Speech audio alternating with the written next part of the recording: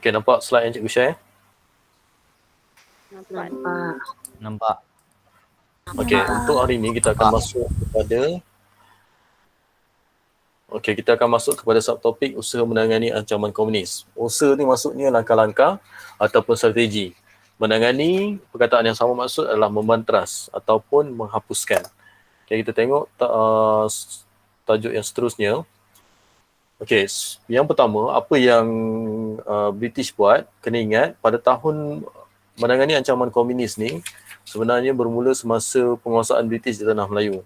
Okey, yang pertama, macam mana apa yang dibuat oleh Barat, dia telah kuat kuasakan undang-undang Barat, melaksanakan, atau kuat kuasa ni sama maksud dengan melaksanakan lah.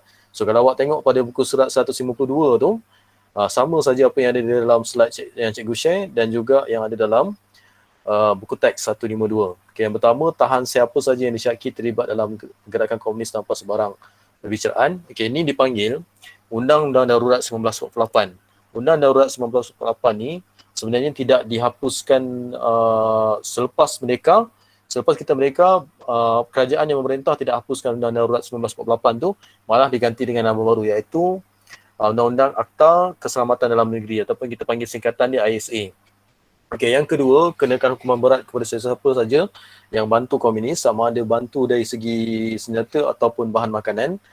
Yang ketiga, ketatkan undang-undang senjata api dengan kenakan hukuman mati terhadap mereka yang bawa senjata api dan bahan letupan. Yang keempat, geledah rumah kediaman, pagar kampung, adakan perintah berkurung, wujudkan kampung baru, pindah dan tempatkan penduduk. Kalau awak perasan dekat kawasan Bahau, okay, kita tengok kat Bahau, cikgu rasa dah bincang tajuk ni, ada kampung-kampung baru yang dekat Masan tu, okay, yang majoritinya penduduk orang Cina, kaum Cina. Penempatan ni sebenarnya yang diwujudkan pada zaman dulu lagi untuk membantras ancaman komunis. Okay, kalau kampung baru ni banyak sebenarnya dekat Jelebu lah. Sebab Jelebu ni adalah satu tempat yang dulu merupakan markas utama Parti Komunis Melaya. Okay, yang kelima, haramkan Parti Komunis Melaya dan parti politik berharaman radikal. Radikal ni bermaksud menentang dengan agresif ataupun menentang secara keras. Okay, itu maksud radikal. Biasanya kalau dulu kita tengok bila dia cakap fahaman radikal, ada satu lagi pihak yang menentang British. Cuma pihak ni kita panggil dengan golongan kanan. Golongan kanan ni dia punya kaedah penentangan dia bekerjasama dengan British. Okay. Alright, yang seterusnya kita tengok contoh parti politik berfahaman radikal, AWAS, Angkatan Wanita Sedar, Ikatan Pembela Tanah Air Peta, Pemuda Radikal Melayu Peram, PKMM, Parti Kebangsaan Melayu Melaya dan Hizbul Muslimin. Ada satu lagi parti yang merupakan di bawah cabang PKMM, iaitu Angkatan Pemuda Insaf. Okay, yang keenam, tindakan British adalah menangkap pemimpin gerakan radikal Ahmad Bestamam, Ishak Haji Muhammad ataupun gelaran dia Pak Sako, Abu Bakar Al-Bakir dan Khatijah Siddiq. Okay, seterusnya kita pergi kepada pemerkasaan pasukan keselamatan. Okay, nanti kita pergi secara detail lagi macam mana dia perbaiki ataupun tambah baik. Polis tubuhkan cawangan khas, Special Constable SC, Polis Hutan, Polis Wanita Sungai-Pak, iaitu kita tengok sekarang ni adalah di kalangan orang asli lah. Okay, ataupun AP. Yang seterusnya AP. Kalau tentera pula, pasukan askar Melayu, yang ni sekarang ni diwarisi oleh regimen Askar Melayu Diraja. Pasukan askar Commonwealth. Commonwealth ingat, negara yang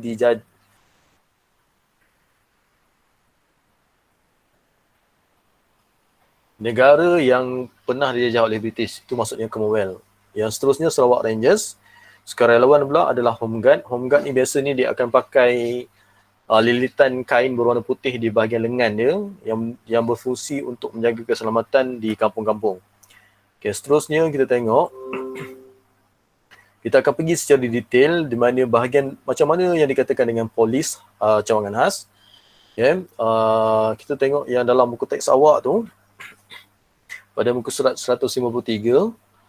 Okay, biasanya special branch ni, kalau kita boleh cakap, dia ni kalau dia bertugas, dia tak pakai uniform rasmi macam yang awak tengok polis biasa. Sebab dia kira macam dia ni spy lah. Okay, bila dia akan pakai macam orang biasa saja. Okay, itu yang dimaksudkan dengan dia punya pemakaian bagi special branch. Dia jadi macam ejen. Cawangan khas Badan Risikan beri sumbangan semasa darurat sebab dia akan menyiasat kedudukan komunis-komunis yang ada di kawasan-kawasan penempatan. Yang ketiga, kejayaan cawangan khas ni buat penyusupan dalam badan PKM memudahkan pasukan keselamatan merancang tindakan terhadap PKM. Sebab apa pentingnya badan perisikan ni? Sebab kita lihat kebanyakan cawangan PKM ni dia telah berfungsi ataupun beroperasi di kawasan-kawasan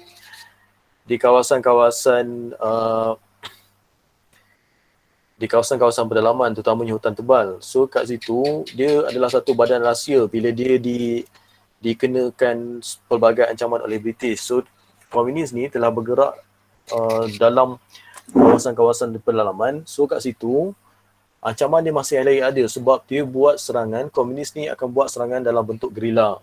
Serang hendak dalam unit yang kecil. So dekat situ menyukarkan pasukan beruniform, pasukan pertahanan negara untuk membantah ancaman komunis. So apa yang dia buat, dia guna pula perisik untuk masuk dalam pasukan-pasukan ataupun masuk ke penempatan yang disyaki ada komunis yang kemudian dia membekalkan maklumat. Dia berisiko besar lah. Sebab kalau British dapat tahu, komunis dapat tahu, kemungkinan nyawa ni akan terancam. Okay, yang keempat, tugas risikan bolehkan pihak berkuasa mengetahui operasi PKM.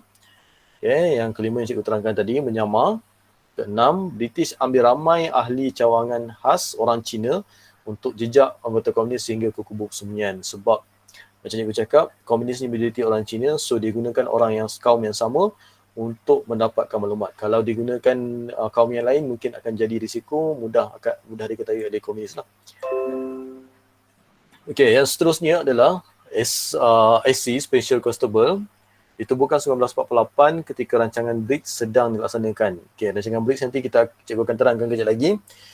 24,000 orang Special Constable dilatih dan dihantar kawal ladang dan kawasan Lombong. Kenapa dekat slide ni ditunjuk kawal ladang dan kawasan Lombong, bukan dikawal kawasan penempatan? Sebab ladang dan kawasan Lombong ni majoritinya adalah dimiliki oleh pemodal-pemodal Eropah, pemodal-pemodal barat, terutamanya daripada British. So dekat situ tujuan British sebenarnya untuk jaga kepentingan ekonomi British di tanah Melayu. Okay, yang ketiga, jadi barisan hadapan dalam hadapi ancaman komunis. Okay, yang seterusnya kita tengok polis hutan. Okay, polis hutan ni macam sekarang ni, biasanya polis hutan ni kalau awak tengok dia dekat kawasan-kawasan yang penting lah, terutamanya dekat kawasan sepadan. Okay? Dikenali sebagai flying squad. Tugas pasukan buruh komunis buat rondaan di pinggir hutan, bawa bekalan makanan kepada pasukan yang bertugas dalam hutan dan jaga kubu. Okay, itu awak boleh lihat secara detail dalam slide yang cikgu bagi dan juga dalam buku teks. Seterusnya kita pergi polis wanita.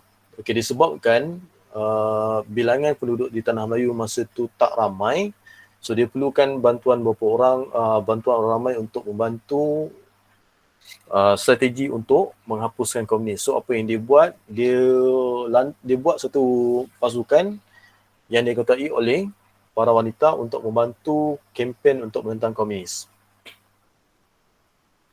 Okay, yang seterusnya Sunoi Prak ni yang cikgu masukkan tadi adalah golongan-golongan polis daripada orang asli. Sebab dulu biasanya orang asli ni dia ada kemahiran untuk menjejak sebab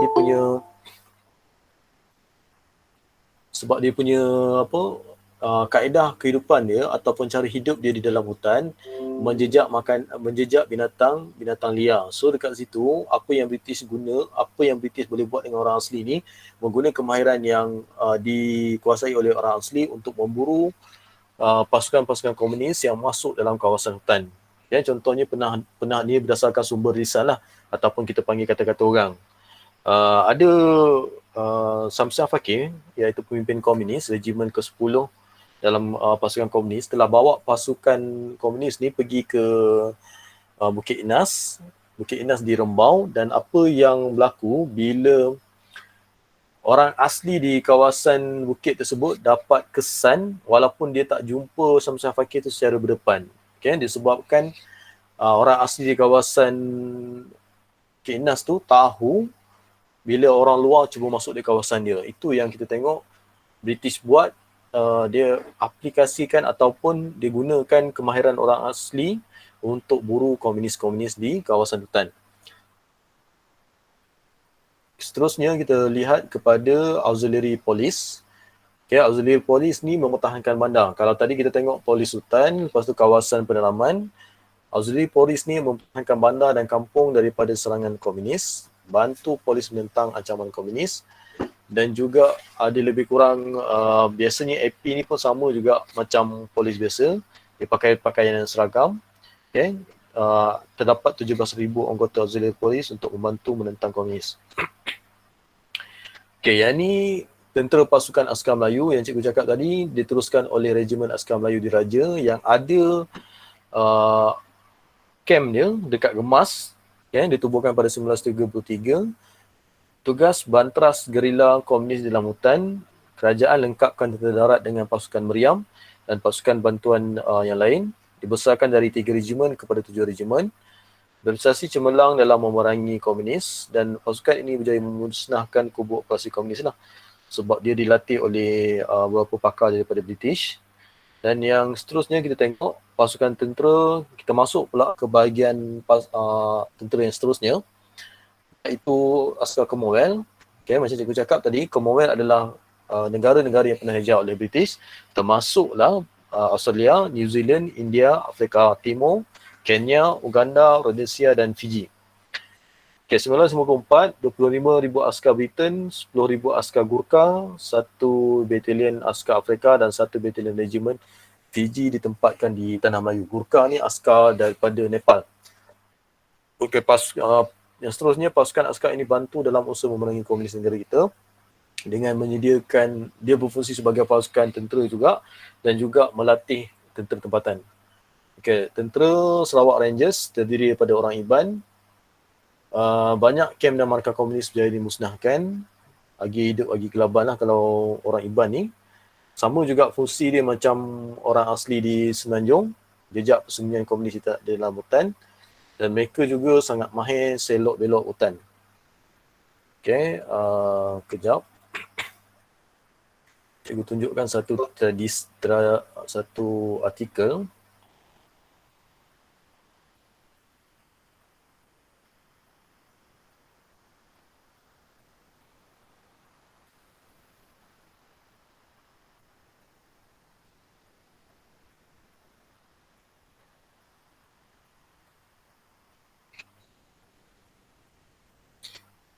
Okay, kalau awak tengok pada page yang cikgu share ni, sekarang ni ini adalah budaya masyarakat di Sarawak, terutama orang Iban dan juga orang Murut. Okay, kita tengok gambar ni. Ini gambar-gambar lama lah, gambar-gambar lama, dan awak tengok di bahagian atas gambar ni penghujung di sebelah kanan, tengkorak-tengkorak musuh yang telah berjaya dipenggal. Tapi ini zaman dulu lah. Okay, kita tengok kalau ini biasanya orang Iban ni dia akan penggal kepala bagi dia akan penggal kepala musuh-musuh dia, okay, dan digantung di bahagian dalam rumah, di bahagian ceiling lah. Okay, dia jadi macam trofi. Okay, sebab dia orang percaya, kalau awak tengok pada teks ni, bahawa seorang lelaki membawa pulang kepala adalah lambang kepada kejantanan. Maksudnya dia gagah lah. Okay, ataupun dia akan diangkat sebagai orang yang hebat dalam kalangan kaum dia. Tapi kalau orang Murut pula, okay, awak tengok sekejap lagi, orang Murut, okay, rasanya cikgu ada terangkan itu, orang Murut, apa yang, dia ni lagi kejam daripada orang Iban. Kalau orang Iban tadi, dia bunuh lelaki dia penggal kepala lelaki dia, musuh dia. Tapi kalau orang Murut ni, dia tak kira. Perempuan pun dipenggal, kanak-kanak pun dipenggal sekali. Okay? Cuma kalau tengok pada teks ni, cara pemotongannya berbeza lah. Kalau orang Iban, potong kepala di leher dan memelihara kedua-dua rahang.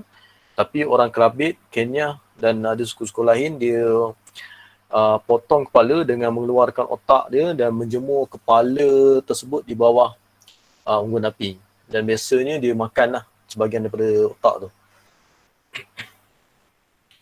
Okay, ini kita bolehlah kategorikan sebagai orang cannibal zaman dulu lah, tapi janganlah awak cakap sekarang sebab keadaan tu dah jauh berbeza. Biasanya kalau kita, siapa yang biasa guna perkataan Batak tu ada satu suku kaum di Indonesia yang dia ni tabiat dia adalah makan daging manusia lah, ataupun kita panggil cannibal lah.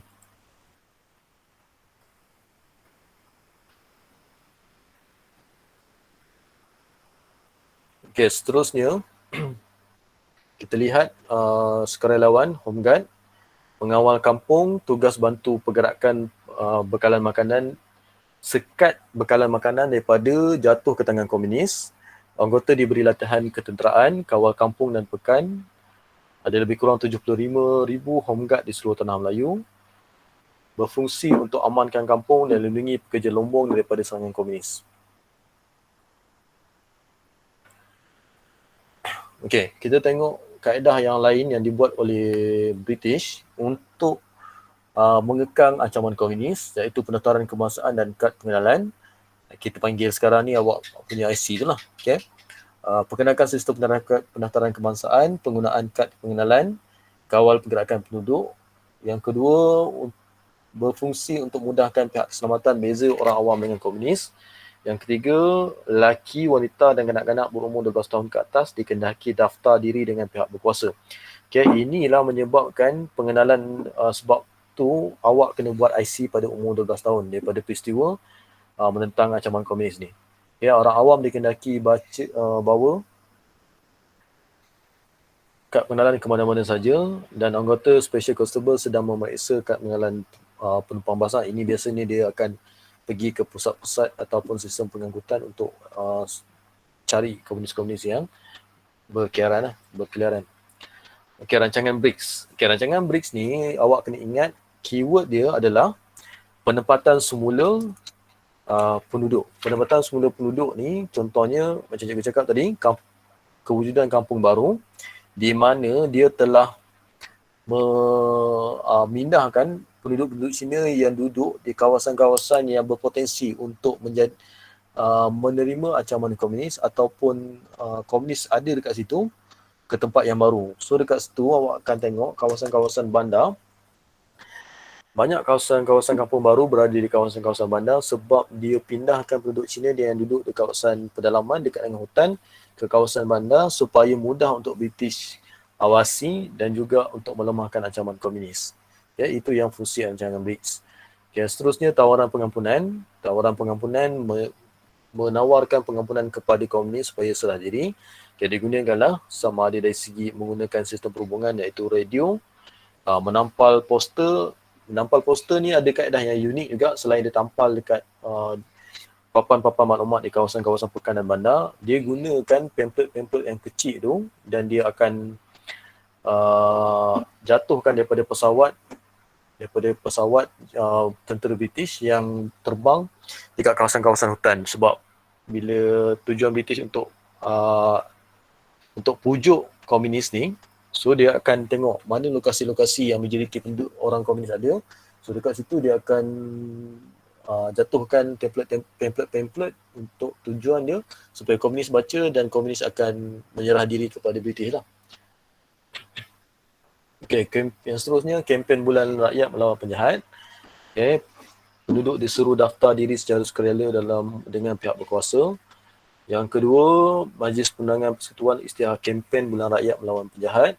3 Mac 1950, jumlah sukarelawan cecah 435,905 orang lelaki dan wanita daripada pelbagai sektor termasuk golongan profesional. Yang keempat, kempen menjadi libatkan rakyat berbilang kaum bekerjasama menentang komunis. Yang kelima, pelaksanaan kempen dapat galakkan interaksi dan eratkan hubungan antara kaum, meningkatkan perpaduan lah. Yang seterusnya, kita tengok perintah berkurung darurat.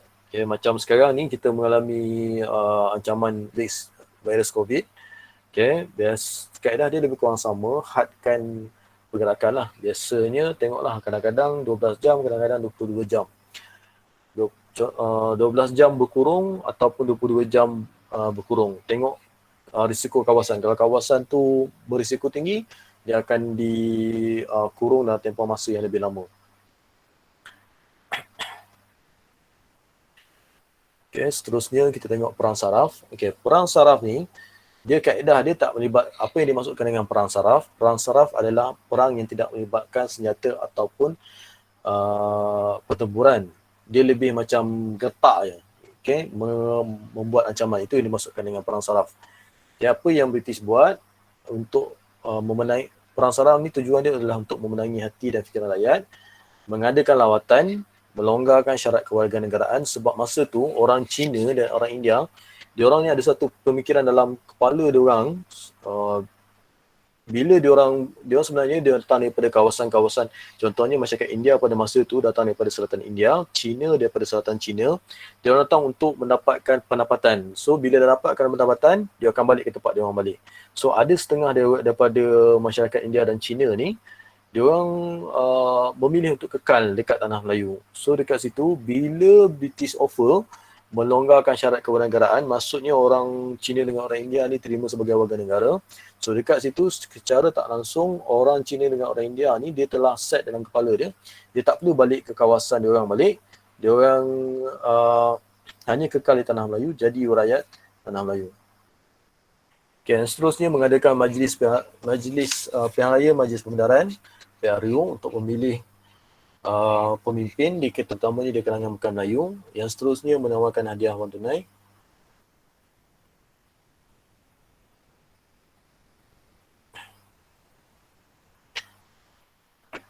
Okay, seterusnya kita tengok kaedah lain memenangi kepercayaan orang asli, membuat 14 kubu, sebab kita tengok orang asli ni pada masa tu sangat mahir dalam selok-belok hutan. So kat situ dia British ambil peluang untuk jaga hati orang asli, supaya orang asli ni dapat menolong British untuk membantah ancaman komunis. Okay, seterusnya yang keenam, memajukan perkhidmatan penerangan. Penerangan tu maksudnya individu yang berfungsi untuk menerangkan dasar-dasar kerajaan. Okay, yang seterusnya kawasan hitam dan kawasan putih. Kawasan hitam ni adalah kawasan yang berbahaya, ada ancaman komunis. Masa kawasan putih ni pula kawasan yang bebas daripada ancaman komunis. British buat penandaan. Okey, ni kawasan hitam, ni kawasan putih. Okey, seterusnya rundingan baling. Rundingan baling ni bukan zaman British dah. Dia dah zaman pada era tanah Melayu nak mencapai kemerdekaan. Sebab tu individu yang terlibat dalam rundingan baling ni, kalau daripada kerajaan tanah Melayu, diketuai oleh Tunku Abdul Rahman lah. Tunku Abdul Rahman, Tan Cheng Lock, David Marshall. Okay, manakala PKM pula, Chin Peng, Chen Tian dan Rashid Maidin. Dia dekat kawasan baling di Kedah. Dia orang berunding untuk tamatkan konflik antara komunis dan kerajaan. So, tapi rundingan tu sebenarnya gagal sebab apa yang dibuat oleh apa yang diminta oleh komunis, iaitu mengiktiraf parti komunis sebagai parti politik yang sah. Permintaan tersebut ditolak oleh Tunku Abdul Rahman. Sebab tu akhirnya rundingan tu gagal dan Chin Peng, Chen Tian dan Rashid Maidin ni pun telah keluar daripada sekolah yang merupakan tempat rundingan tersebut dan pulang ke selatan Thai untuk meneruskan penentangan terhadap kerajaan Malaysia. Okay, seterusnya kita akan pergi kepada soalan yang pertama. Okay, kelas. Ada kertas kajang awak, boleh salin soalan di slide cikgu ni. Okay, soalan dia adalah keamanan negara menjamin kedaulatan negara. Bincangkan. So dekat sini tengok dulu untuk menjawab soalan ni, kita tengok dulu apa kehendak soalan. Okay, kena faham dia ada bagi dua perkara kat situ, keamanan negara dan kedaulatan negara. Kedaulatan ni maksudnya kebebasan bagi negara untuk mentadbir kerajaan ataupun mentadbir negara sendiri tanpa ada tekanan daripada pihak luar. Itu maksudnya kedaulatan. Ataupun dalam kata lain, bolehlah kita cakap kedaulatan ni maksudnya kemerdekaan negara. Okay? kita gabungkan keamanan. Keamanan ni kesejahteraan ataupun kita cakap keadaan negara yang tenang. Okay? Kita gabungkan balik keamanan negara ataupun ketenangan ataupun kesejahteraan negara membantu kemerdekaan negara. Lepas tu kata soal dia bincangkan. So dekat sini bila bincangkan dia minta huraian fakta, huraian contoh. 8 markah minima 3 perenggan. So apa yang nak kita, macam mana kita nak bentuk jawapan? Kita nyatakan apa fungsi keamanan negara tu, apa peranan keamanan negara dalam menjamin kedaulatan negara. Maksudnya contoh, keamanan negara ataupun mewujudkan bila negara tu aman, maksudnya membantu meningkatkan kemajuan negara. So, kita boleh cakap antara fungsi keamanan negara adalah fakta dia menjamin kemajuan negara. Okay? Hal ini kerana keadaan yang aman membantu negara merancang dasar-dasar ekonomi yang boleh meningkatkan pendapatan negara. Itu huraian dia. Okay, contohnya kita buatlah. Contohnya dasar pensuastaan negara ke, dasar pandang ke timur ke. Okay, itu contoh macam mana kita nak bentuk jawapan bagi soalan kebat yang pertama ni. Okay, yang seterusnya kita pergi kepada soalan yang kedua. Kerajaan berusaha membantras ancaman komunis melalui pelbagai kaedah. Buktikan. Okey, bila soalan ni 8 markah, bila dia minta buktikan contoh, ini bukanlah kebat terbuka tetapi kebat tertutup ataupun jawapan daripada teks. So bila jawapan daripada teks, awak dapatkan minima 3 perenggan. Apa langkah kerajaan dalam membantras ancaman komunis? Kita terangkan ada 3 kaedah setiap dengan fakta, huraian dan contoh. Okay, ini ambil yang penerangan cikgu tadi lah. Okay. Okay, sebelum kita masuk 6.4, cikgu buka sebarang soalan berkaitan dengan tajuk 6.3.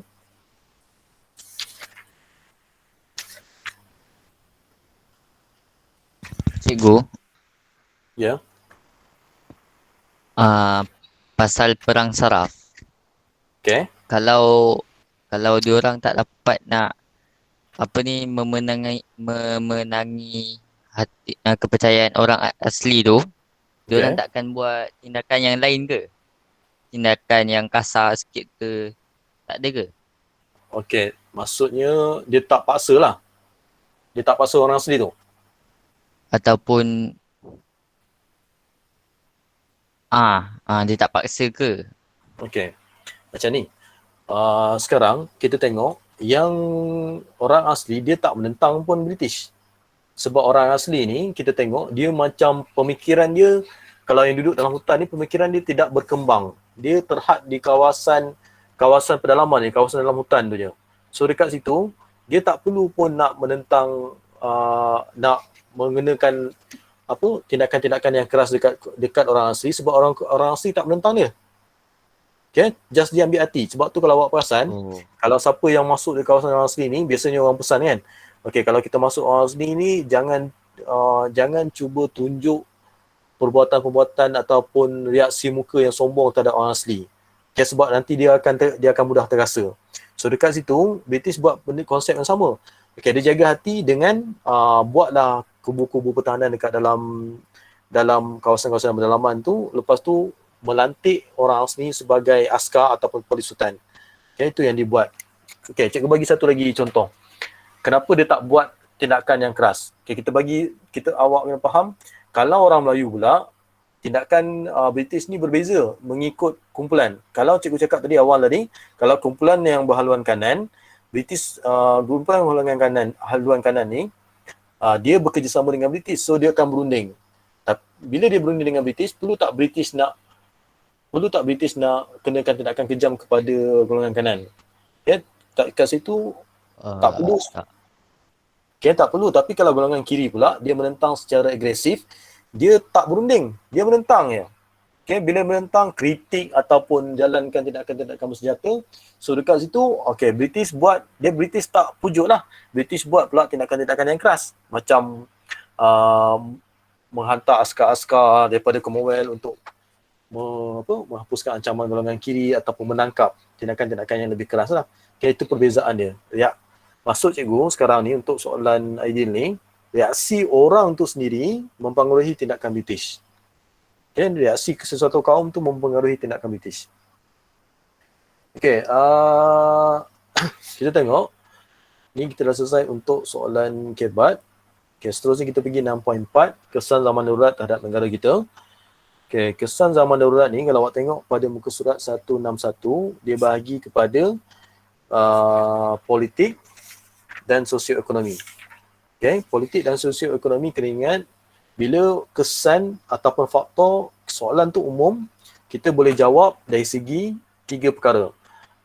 Politik melibatkan kuasa, sosial hubungan manusia dengan manusia, dan juga ekonomi, pendapatan.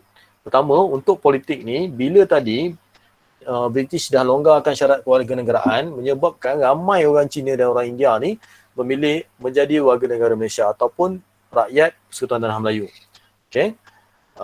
Yang ni menjadi bukti bahawa orang Melayu sanggup bertolak ansur, sanggup setuju dengan syarat tersebut, menerima masyarakat Cina dan masyarakat India sebagai rakyat Tanah Melayu.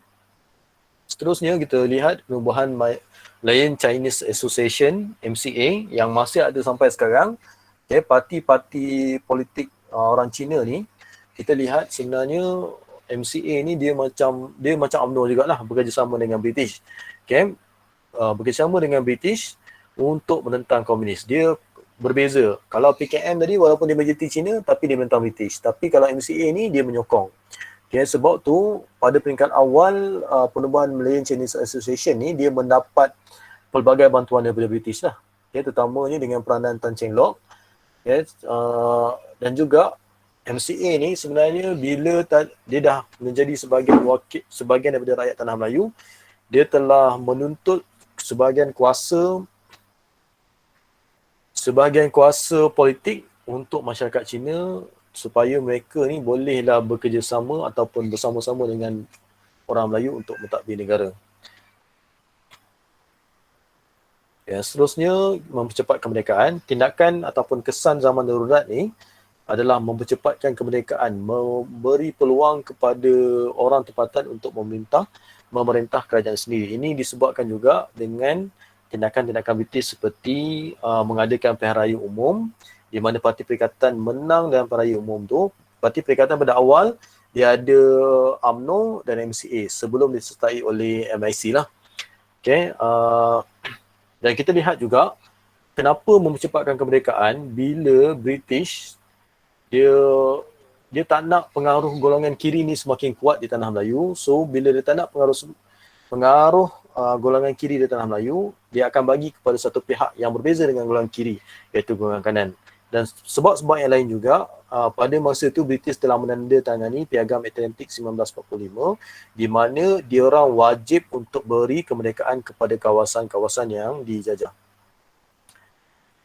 Seterusnya kita tengok meningkatkan kos pembelanjaan. Okay, di mana kos pembelanjaan negara dalam menghapuskan ancaman komunis ni dari segi aspek ekonomi meningkat daripada anggaran puata daripada 250,000 sehingga 300,000 sehari.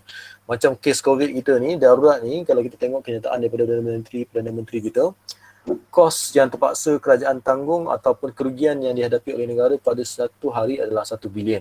So dekat situ, sebab tu kita tengok dalam akhbar berlakunya pergerakan politik ataupun keadaan yang tidak stabil di negara kita. Bukanlah tak stabil tu huru-hara, tapi dari segi politik, lebih kepada politik saja.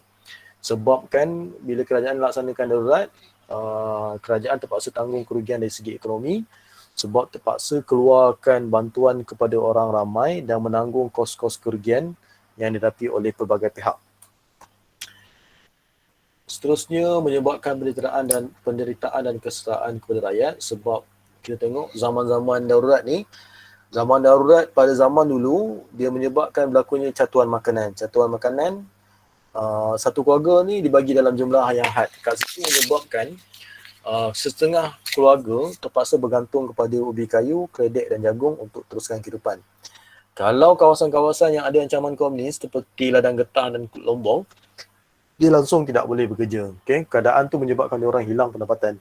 Macam kes COVID sekarang lah, kita lihat kebanyakan orang-orang yang bekerja di kawasan-kawasan sektor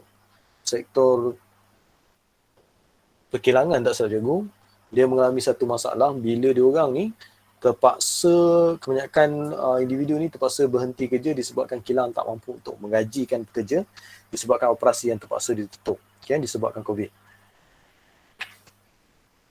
Seterusnya, merenggangkan hubungan kaum sebab kita lihat rancangan kampung baru ni sampai sekarang majoriti ni adalah kaum Cina, so kat situ menyebabkan perpaduan tidak dapat dibentuk. Bila perpaduan tidak dapat dibentuk, kita akan menyebabkan wujudnya perasaan-perasaan syahwat sangka di antara kaum.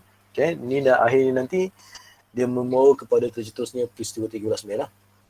Okay, jumlah korban zaman darurat di mana ramai orang terkorban daripada keselamatan, komunis dan orang awam.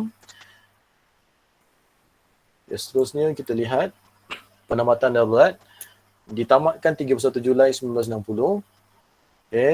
Tinggalkan kesan daripada politik sosioekonomi, sebabkan rakyat hidup dalam penderitaan. Tindakan komunis memusnahkan kemusnahan asas, serang penduduk dan anggota keselamatan. Pelbagai usaha dilakukan oleh kerajaan untuk membantras komunis dan mengembalikan arti keamanan negara kita.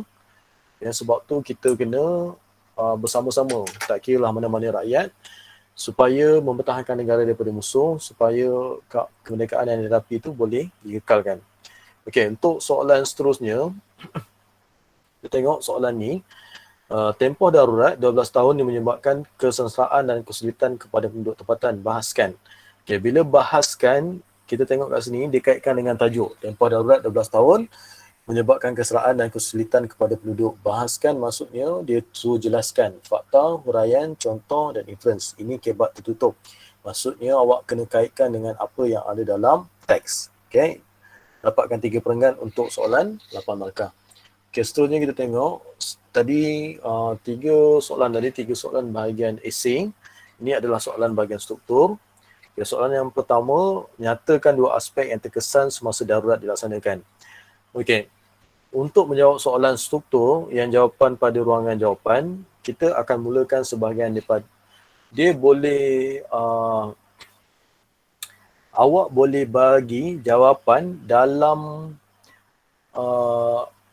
awak boleh ambil sebahagian daripada soalan untuk membentuk kepala ayat, tetapi jangan terlampau panjang. Contoh, soalan A tu, nyatakan 2 aspek yang terkesan semasa darurat dilaksanakan. Kita terus masuk. Aspek yang terkesan ialah kurang catuan makanan yang dikenakan kepada setengah keluarga. Dan itu jawapan yang pertama. Dan yang kedua adalah berlakunya hubungan renggang antara kaum. Kalau soalan esei, satu jawapan kita asingkan dengan jawapan yang lain. Kita tak boleh gabungkan dengan kata hubung. Tapi kalau untuk soalan struktur, awak boleh buat jawapan cikgu bagi tadi. Kita masukkan saja, kita gabungkan saja soalan jawapan fakta pertama dengan fakta kedua dengan kata hubung. Okay? Tapi dia tak bolehlah kita gabungkan dengan ayat yang tak lengkap. Contoh, antara aspek yang terkesan semasa darurat adalah pergaduhan dan catuan makanan. Kalau contoh ayat ni, itu adalah ayat yang terlengkap. Bila ayat yang tak lengkap, satu fakta yang awak bagi, dia jadi setengah markah. Okay? Soalan B, apakah tujuan sehari geni mengambil langkah menawan tim penduduk Cina? Okay, ini 1 markah. C, senaraikan 3 usaha MCA membantu British memerangi ancaman komunis. D, darurat menjadi faktor British mempercepatkan kemerdekaan pasukan tanah Melayu, Persekutuan Tanah Melayu. Buktikan. Okay, buktikan yang ni dia minta contoh, maksudnya 4 perkara yang menjadi bukti darurat menjadi penyebab British mempercepatkan kemerdekaan. Okay, yang seterusnya soalan 2, soalan 2. A, bilakah rundingan baling dibuat? Yang ni ingat, kalau ruangan jawapan yang tidak ada nombor Roman, awak kena buat kepala ayat. Tapi kalau ada nombor Roman di bahagian ruangan jawapan, terus sahaja jawapan, tak perlu ada kepala ayat. Okay, B, di manakah rundingan tersebut diadakan? C, senaraikan 2 wakil Persekutuan Tanah Melayu bagi rundingan tersebut. Yang ni walaupun ayat soalan dia panjang, kita boleh direct saja. Dua orang wakil Persekutuan Tanah Melayu adalah seperti Tengku Abdul Rahman dan Tan Cik Loh. Dinyatakan dua tuntutan yang dikemukakan oleh Tengku Abdul Rahman kepada PKM. Mengapakah rundingan baling menemui kegagalan? Dan yang keenam, kerjasama antara rakyat dengan kerajaan penting dalam usaha mempertahankan kedaulatan tanah air, bincangkan. So bila bincangkan, untuk soalan struktur dia bebas. Dia bila jawapan yang 3 markah ke bawah, awak hanya bagi fakta saja. Lebih saja 3 markah baru kita terpakai fakta huraian. Huraian 2, contoh 1, inference 1. Okay, fakta, huraian 2, contoh 1, inference 1. Tapi kalau 3 markah, walaupun diminta bincangkan, bagi saja fakta, bukan huraian, tak perlu contoh. Okay, ada soalan untuk 3.6.4.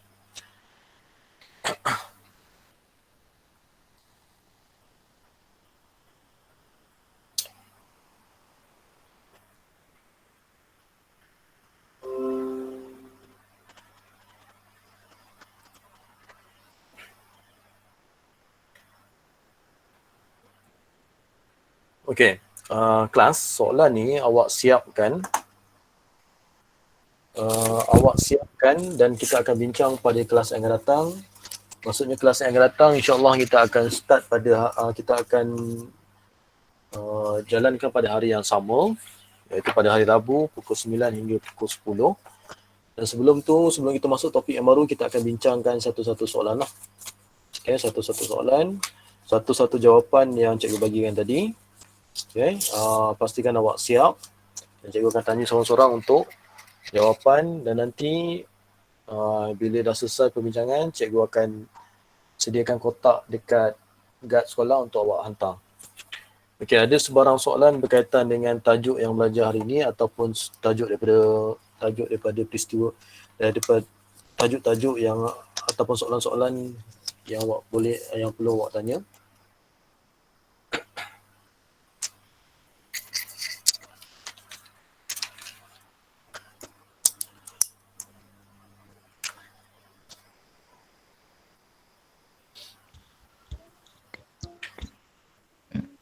Okey, tolong on kamera masing-masing. Cikgu nak